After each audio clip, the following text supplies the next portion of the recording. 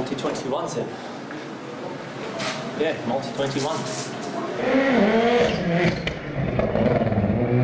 Bonjour à tous et bienvenue dans un nouvel épisode de Multi-21 et cette semaine on va parler rallycross. Alors comme on ne parle pas undercut et graining, Aurélien Attard n'est pas avec nous mais nous avons un grand amateur de la catégorie, Louis Matelin. Salut Louis. Salut Clément, bonjour à tous. Alors on va bien évidemment présenter la saison 2019 de rallycross, mais faisons un petit retour en arrière sur 2018. Que peux-tu nous dire de la saison 2018 de rallycross ?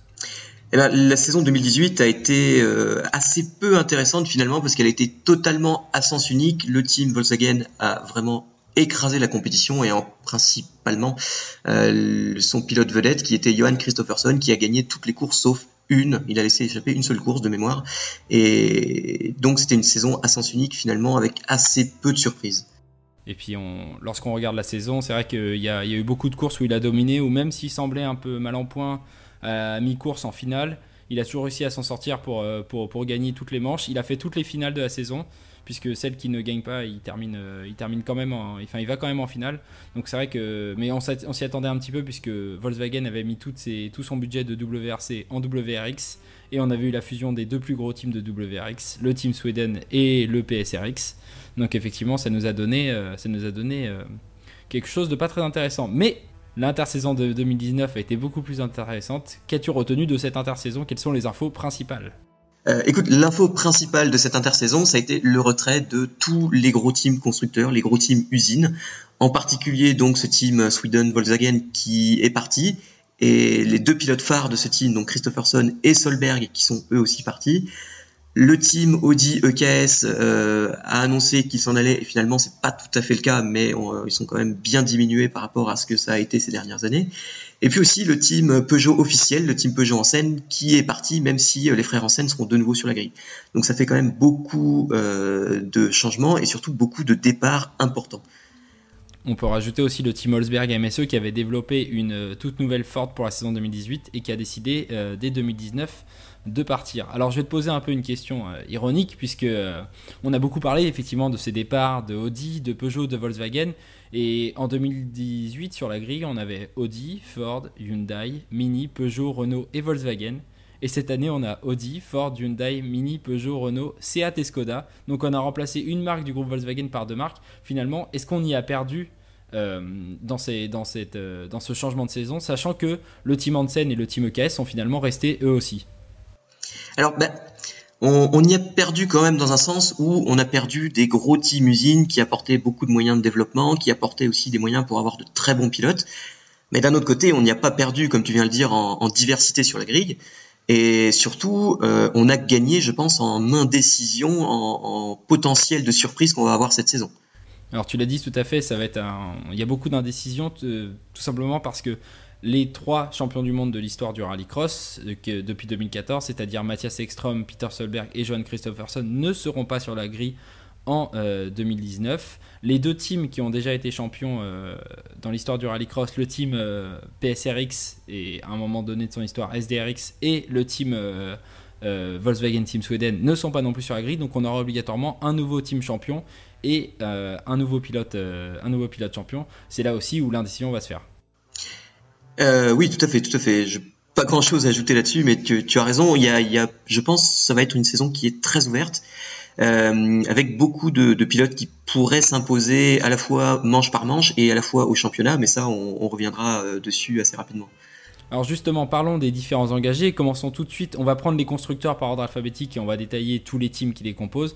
Commençons tout de suite par un constructeur dont on a beaucoup parlé, Audi, qui finalement a conservé 3 S1 configurés par EKS sur la grille, mais dans une configuration de team légèrement différente quand même.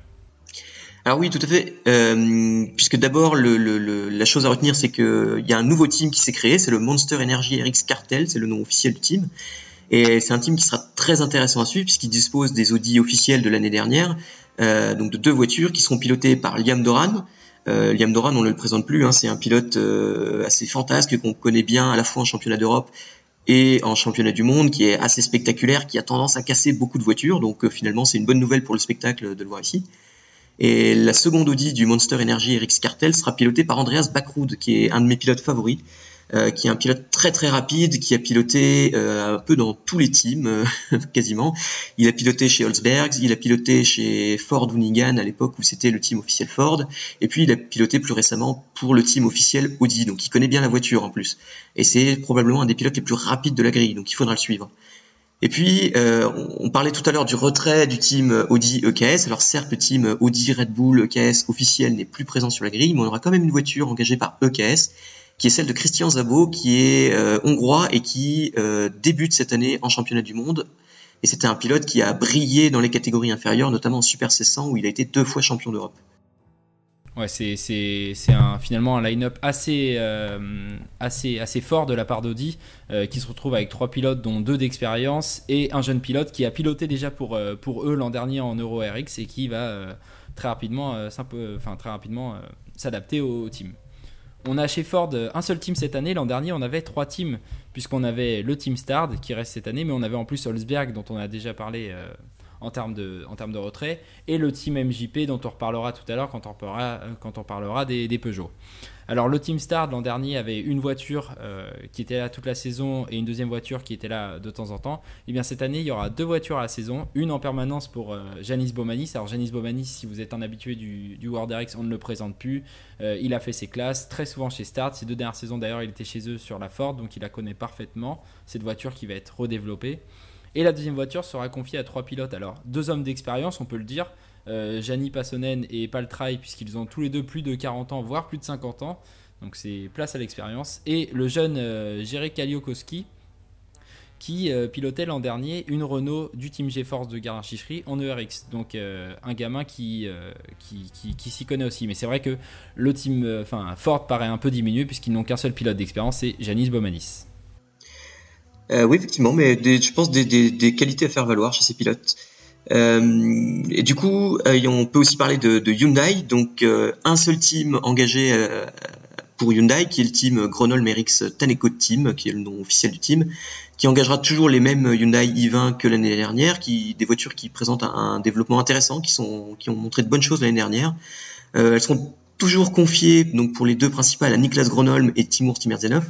Alors Niklas Gronholm, on commence à le connaître, ça fait une paire d'années qu'il est en championnat du monde. C'est un jeune pilote qui est donc encore assez jeune, mais qui est très rapide, et je pense qu'il va encore progresser et qu'il va encore nous montrer de bonnes choses. Quant à Timur Timerzenov, on le connaît bien, c'est un pilote qui est en championnat du monde depuis ses débuts, et puis surtout c'est un pilote qui était en championnat d'Europe avant cela, et qui a été 2 fois champion d'Europe. Et notamment, il a réussi l'exploit d'être champion d'Europe. Il a été champion d'Europe sans victoire. Donc ça, c'est quand même quelque chose d'assez rare pour être souligné. Donc c'est un line-up que je trouve assez fort, qui me semble très fort et qui est capable, à mon avis, d'aller chercher des victoires régulièrement. Et puis il y a une 3e Hyundai qui sera engagée au moins pour la première manche pour Reinis Nitis. Donc on ne sait pas encore si ça va se prolonger, peut-être pas. Pour l'instant, on n'a pas d'informations à ce sujet, mais en tout cas, il y a une troisième Hyundai qui sera disponible. Et puis on espère que Reinis Nitis participera à plus de manches, parce que ça reste un très bon pilote. Si on passe à Mini, Mini continue son engagement cette année de manière non officielle avec le team Excite Racing. Alors Excite Racing, c'est un team qui appartient à son pilote Oliver Bennett. C'est un Anglais qu'on a vu pendant de très nombreuses années habitué à son championnat local, au championnat d'Angleterre de rallycross, et qui l'an dernier s'est donné le défi d'aller en World RX. Alors ça n'a pas été avec un grand succès, puisqu'il a terminé très loin dans le classement, sans prendre en compte bien évidemment tous les points de pénalité qu'il a pris pour certaines courses et pour certaines non-conformités de la voiture. Cette année, il a annoncé avoir bien développé la voiture. Il a annoncé même à un moment 2 voitures sur la grille. Donc on va voir avec curiosité ce que ça a donné, mais très sincèrement, ça sera un pilote qui sera plus habitué à la seconde partie de la grille et pas souvent aux demi-finales. Ça va être encore une année un peu plus de compréhension de cette nouvelle voiture qui a été entièrement redéveloppée, mais c'est pas un des concurrents forts de cette grille. Oui, tout à fait. Je pense qu'on ne verra pas Oliver Bennett remporter des championnats ou des courses cette année. En revanche, il y en a qu'on risque de voir à l'avant de la grille. Eh bien, c'est le team Hansen MJP, dont tu parlais tout à l'heure, le team MJP qui s'est allié avec le team Hansen cette année. Le team Hansen a récupéré donc les 2 Peugeot 208 officiels qui étaient engagés par le team constructeur usine Peugeot l'année dernière. Et sans surprise, on retrouve Kevin et Timmy Hansen au volant des 2 voitures. Alors Kevin et Timmy Hansen sont deux pilotes qui vont très très vite. Timmy Hansen, c'est un habitué des victoires, c'est un des pilotes les plus victorieux en mondial. Je crois qu'il a 5 ou 6 victoires. Kevin Hansen n'a pour l'instant pas gagné en championnat du monde, mais il a été champion d'Europe en supercar. Donc ça reste un pilote très très rapide et très talentueux. Donc là on a quand même deux pilotes qui sont dans le team familial avec de très bonnes voitures, qui sont très rapides, ils vont être en confiance et ils vont être très difficiles à battre à mon avis. Ouais, et puis c'est déjà un très très gros team qui pour le coup garde toute sa structure et puis qui a énormément d'expérience. Donc c'est vrai que ça fait partie des grands favoris de la saison. Une écurie dont on attend beaucoup lorsqu'on parle de constructeurs français, c'est aussi Renault et le team GC Compétition. Alors l'an dernier, lorsque Guerlain Chichery était arrivé sur la grille, il avait mis 2 Renault Mégane en championnat du monde et 2 Renault Clio en championnat d'Europe à travers l'écurie GeForce. Et bien cette année, les 4 voitures seront sur la grille du championnat du monde. Les 2 Mégane toujours sous la bannière GC Compétition avec encore une fois Guerlain Chichery à son volant, au volant d'une d'entre elles, et Anton Markloun qu'on a vu souvent piloter pour sa propre écurie Markloun Motorsport ou pour diverses écuries telles que KS. C'est un habitué du championnat du monde de rallycross, même si ces 2 dernières saisons il était en Euro RX. C'est un pilote qui avait beaucoup de mal en rallycross à ses débuts, qui n'avait pas la pointe de vitesse des meilleurs et qui année après année s'améliore et dont on peut attendre des choses intéressantes. Mais là où est la curiosité de la grille, c'est dans le deuxième team qui emploiera les Clio, puisque c'est le team GC Compétition Academy qui promeut des jeunes pilotes. Ces 2 jeunes pilotes, ce sont Cyril Raymond, champion de RX2, la petite catégorie du championnat du monde en 2017, et Guillaume de Rieder, dauphin en RX2 en 2018. 2 pilotes qui ont déjà prouvé dans ces petites catégories mondiales qu'ils avaient une pointe de vitesse, ce que Cyril Raymond a d'ailleurs confirmé l'an dernier avec une Peugeot privée du team Albatec en Euro RX. Donc c'est un duo de pilotes qui va être très intéressant et qui ont fourni des très bonnes machines, des machines qui ont très bien marché en Euro RX l'an dernier, pour lesquelles le développement a été encore accru cette année. Donc on espère que ça va donner des grandes choses. Et oui, passons maintenant au team Seat, donc au team Munich Motorsport qui engage une Seat Ibiza pour Timo Scheider. Alors cette Seat Ibiza, on la connaît, ça fait des années qu'elle court en mondial, notamment déjà aux mains de Timo Scheider. Alors il semblerait qu'elle ait bien évolué durant l'intersaison et on peut espérer que Timo Scheider sera capable d'en faire de bonnes choses, pourquoi pas des finales et des podiums. Timo Scheider, pour rappel, c'est un très bon pilote de super tourisme. Il a été champion d'Allemagne en DTM, il a couru en World TCR. Et puis surtout, c'est un régulier du championnat du monde. Il vient régulièrement, il s'amuse beaucoup en championnat du monde de rallycross. Et il est déjà monté sur le podium en mondial. Donc c'est un pilote qu'il faudra surveiller, même si c'est pas un des favoris pour le championnat. Tout à fait, mais c'est toujours intéressant de voir Timo Scheider sur la grille qui, comme tu l'as dit, est un excellent pilote dans beaucoup de disciplines. Et enfin, le dernier engagé, c'est Rokas Basiukas. Alors, vous ne le connaissez certainement pas puisque c'est un très jeune pilote qui, encore il y a 3 ans, faisait du karting. Il y a 2 ans, il a été mis dans le team Voland, un team hongrois en Euro RX où il a commencé à faire d'énormes perfs sur la Skoda. L'an dernier, ce même team a changé de voiture et est passé sur une Audi, ce qui lui a permis de très bien performer durant la saison.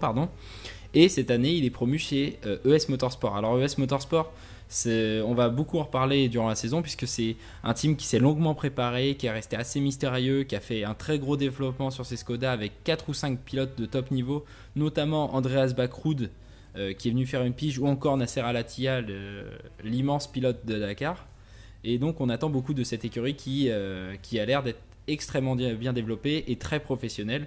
Donc à voir si avec un jeune pilote comme ça pourra donner quelque chose d'intéressant. Si on parle du calendrier, désormais, dimanche sont au programme cette année. Quelques changements puisque la manche des Émirats Arabes Unis à Abu Dhabi a été rajoutée.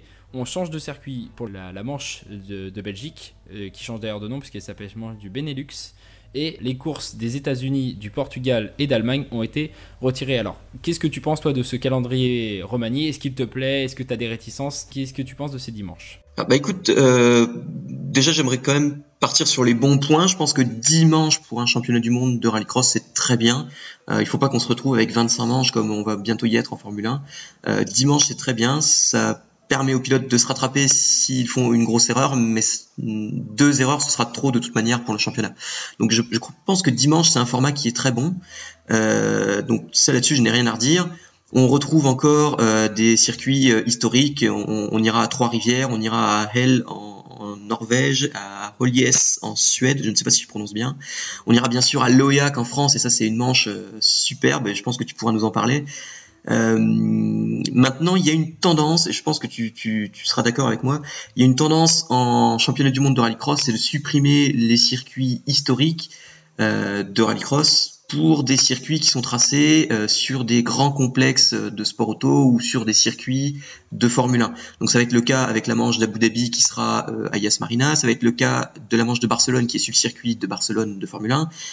Le RX du Benelux, donc de Belgique, mais du Benelux, qui a quitté Mettey, qui était son emplacement historique, pour aller à Spa-Francorchamps, qui est un circuit de Formule 1. Et puis cette tendance-là qu'on avait déjà vue l'année dernière, par exemple, avec le RX de Grande-Bretagne, qui avait quitté Leiden Hill, qui était son berceau, pour aller à Silverstone. Donc ça, je trouve ça très dommage de quitter ces circuits historiques qui en plus sont en général très bien pour le public, puisque le public est très proche de la piste. Il y a beaucoup d'ambiance sur ces circuits, et on se retrouve avec des circuits certes très sécurisés, qui sont des circuits de Formule 1, mais où le public est ramené très loin de la piste, et puis des circuits qui ont quand même moins de charme. Je sais pas ce que tu penses de ça. Bah, je suis assez d'accord avec toi. Alors déjà, si on parle des points positifs, effectivement, je suis très content déjà qu'on conserve Holies et Loyac, qui sont finalement les 3 derniers véritables circuits de rallycross du championnat. D'ailleurs, Loyac, je ne sais pas exactement quand sortira cet épisode, il va sortir durant le week-end de World RX, mais sachez que très bientôt il y aura un épisode expliquant Loyac, puisqu'on y était l'an dernier et on vous a fait un résumé en compagnie d'Aurélien Attard de tout ce qu'il y a à faire à Loyac et de pourquoi cette manche est si importante et pourquoi il faut y aller. Donc cet épisode sortira bientôt et on vous guidera vers celui-là.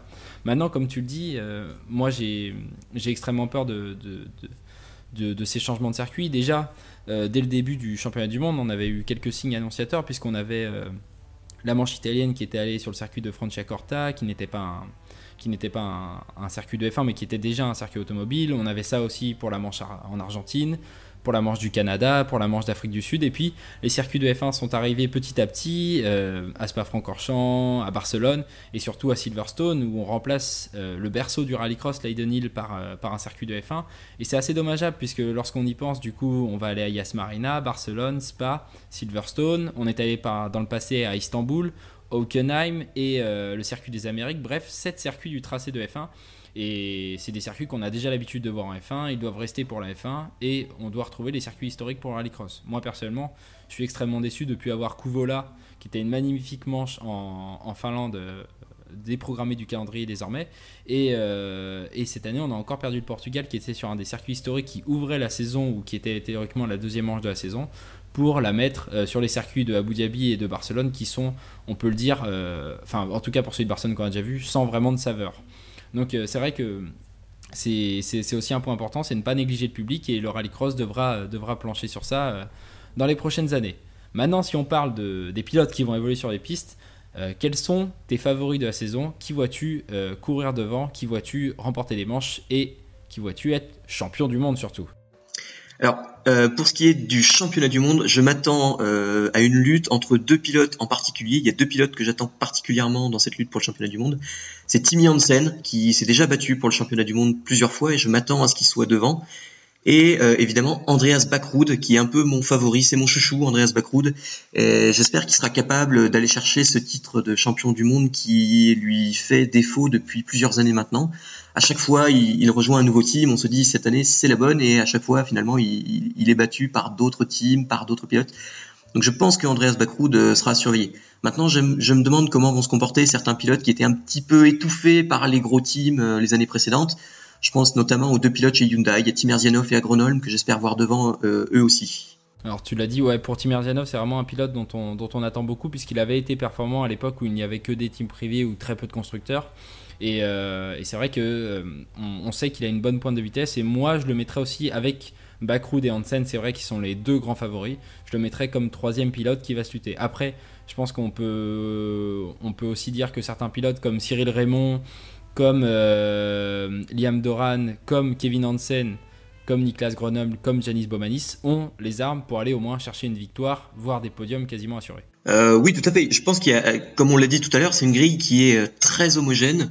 à la fois en termes de machines, de mécanique, que de pilotes. Et il y a énormément de pilotes qui sont capables d'aller chercher des victoires, certains qui ont déjà gagné, que ce soit en championnat d'Europe ou en championnat du monde, ou même des jeunes pilotes qui viennent d'arriver et qu'on pense avoir la pointe de vitesse pour aller gagner, comme Szabo, comme Raymond, comme De Ridder, qui sont très rapides. Donc il y a énormément de pilotes qui vont être capables d'aller chercher des victoires et ça sera très très intéressant à suivre. Est-ce qu'il y a des pilotes qui t'inquiètent et dont tu penses qu'ils n'ont pas le niveau de cette grille? Parce que c'est vrai qu'on peut voir un ou deux pilotes devant et ensuite il y a un gros groupe d'au moins une dizaine de pilotes qui a un niveau très très homogène et qui peuvent tous aller chercher des podiums. Est-ce que tu vois un ou deux pilotes être en dessous ou est-ce que tout le monde peut aller chercher un podium? Alors effectivement, il y a beaucoup de pilotes qui sont rapides, qui peuvent aller chercher des podiums. Il y a d'autres pilotes qui sont moins rapides et qui, à mon avis, seront en difficulté. Par exemple, je ne pense pas au Team Star de voir Paassonen aller chercher des podiums ou des victoires. Je serais peut-être même moins enthousiaste que toi concernant Liam Doran, qui est un pilote qui casse beaucoup de voitures et qui a du mal à mener un week-end de propre. Maintenant, je suis inquiet pour personne et je trouve justement c'est la grande force du championnat du monde de rallycross et la grande force du format d'un week-end de rallycross en particulier, qui est de permettre à énormément de pilotes de se mesurer les uns aux autres en qualification et de n'avoir que les meilleurs ensuite pendant les demi-finales et les finales. D'ailleurs, on a vu pendant de nombreuses années les spécialistes nationaux, ceux qui couraient dans leur championnat national, venir dans la manche du mondial dans leur pays et venir se battre contre les meilleurs pilotes du monde. On l'a vu par exemple à l'Oyac, on a vu Jean-Baptiste Dubourg, Gaëtan Serrazin par exemple qui allaient en demi-finale. On a vu en Angleterre des gens comme Andrew Jordan qui allaient en demi-finale et même en finale. On a vu dans les pays nordiques beaucoup de pilotes qui faisaient uniquement le championnat nordique et qui étaient capables de se qualifier pour les demi-finales et finales. Et même si avec l'avènement des gros team usines ces dernières années ça a un peu disparu, il y avait ces pilotes qui étaient capables de venir sur une ou deux manches et de performer. Et c'est ça la force du rallycross, c'est que finalement il peut y avoir de très bons pilotes, des pilotes beaucoup moins bons, et comme ça se joue sur 4 manches de qualification, il y a toujours un espoir, il y a toujours une possibilité pour un pilote moins rapide d'aller chercher un bon résultat. Selon les faits de course qui est devant, il y a toujours la possibilité pour un pilote moins connu de montrer qu'il est très rapide. Et c'est finalement ça que j'aime aussi beaucoup en rallycross. Et donc, pour répondre à ta question, non, je suis inquiet pour personne parce que chacun, même s'il est moins rapide, même s'il fait une très mauvaise saison, aura l'occasion de se montrer à l'avant un jour ou l'autre. Et puis tu l'as dit, lors des premières années du rallycross en tant que championnat du monde en 2014-2015, c'est vrai qu'on avait peu de teams officiels et beaucoup de teams privés et du coup on avait beaucoup de pilotes qui accédaient au final. On se souvient effectivement de Jean-Baptiste Dubourg qui fait podium à l'Oyac et de tant d'autres, et c'est vrai que l'année dernière on avait souvent les mêmes 6 voitures en finale et c'était un peu rébarbatif cette image. Là cette année effectivement il reste les Audi et les Peugeot, mais sauf qu'elles ont perdu leur statut officiel, que les autres tels que Hyundai, Ford ou Renault vont pouvoir faire leur retard, et donc on risque encore une fois d'assister à énormément de personnes différentes en finale, et peut-être même pourrait-on avoir une saison avec 5-6 vainqueurs en 10 courses, ce n'est pas interdit. Et oui, pourquoi pas, on peut rêver, et en tout cas c'est une des saisons les plus ouvertes, donc s'il y a une saison où on aura 5 ou 6 vainqueurs, c'est cette année, il n'y a pas de doute là-dessus. Eh bien écoute, donc on peut résumer ton prono: Tim Janssen, Andreas Bakroud, Timur Timerzianov, Niklas Gronholm, les pilotes qui vont se battre pour le titre, et on sait ta préférence, Andreas Bakroud. C'est vrai que on miserait bien une pièce là-dessus. Personnellement, je miserais bien aussi une pièce sur Bakroud. C'est quand même un pilote extrêmement rapide. Oui, c'est vrai que Bakroud c'est mon favori, et j'en fais même mon favori absolu pour cette année. Allez, soyons fous.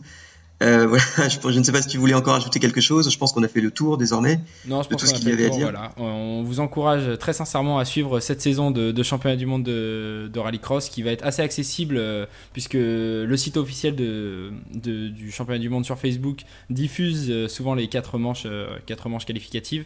À la télévision, il me semble que c'est encore l'équipe 21 qui a les droits pour les demi-finales et finales.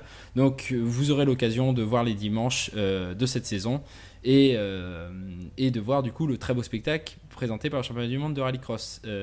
Louis, je te remercie d'avoir été avec moi pour présenter ce championnat du monde. Merci pour l'invitation. Et puis on se retrouvera de toute façon en fin de saison pour faire le bilan de ce championnat du monde et voir si Bakroud a été champion. Et oui, allez, salut à tous, bonne saison. Salut.